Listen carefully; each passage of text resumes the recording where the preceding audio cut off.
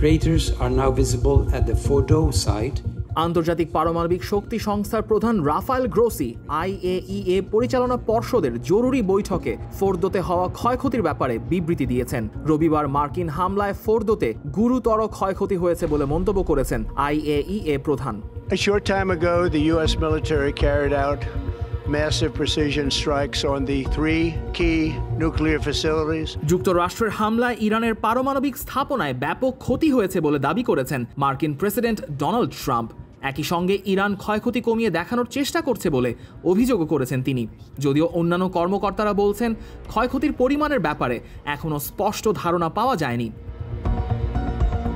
Truth সোশ্যালে দেওয়া এক পোস্টে ট্রাম্প স্যাটেলাইট ছবির কথা উল্লেখ করে দাবি করেছেন ইরানের সব পারমাণবিক স্থাপনাতেই মনিউমেন্টাল বা বিপুল ক্ষয়ক্ষতি হয়েছে। তার দাবির যথার্থতা প্রমাণের জন্য তিনি ব্যবহার করেছেন অবলিটারেশন শব্দটি, যার অর্থ দাঁড়ায় পুরোপুরি ধ্বংস।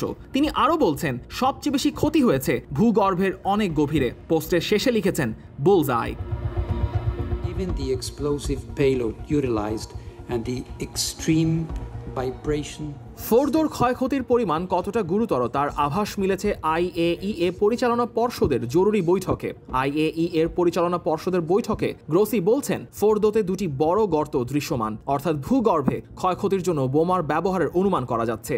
ভূগর্ভে সঠিক কতটুকু ক্ষয়ক্ষতি হয়েছে সেটা IAEA পক্ষে বলা সম্ভব না হলেও গ্রোসি ফোর্দোতে মার্কিন হামলায় বেশ বড় ক্ষতি হয়েছে বলে উল্লেখ করেছেন। বোমায় উপস্থিত তেজস্ক্রিয় উপাদানের ব্যবহার ও সেন্ট্রিফিউজের অতিমাত্রায় কম্পন সংবেদনশীল প্রকৃতির কারণে সেখানে বড় ধরনের ক্ষতি হয়েছে বলে জানিয়েছেন গ্রোসি।